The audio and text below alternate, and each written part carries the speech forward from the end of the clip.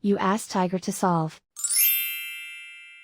This deals with linear equations with one unknown.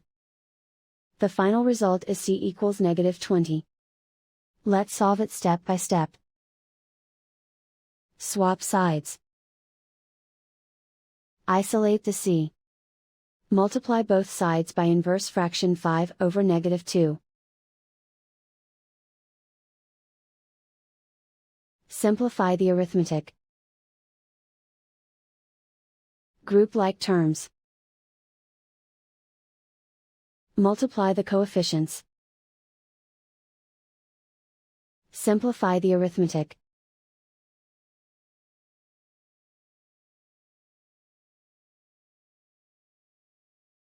Multiply the fractions. Simplify the arithmetic. And so the final result is c equals -20.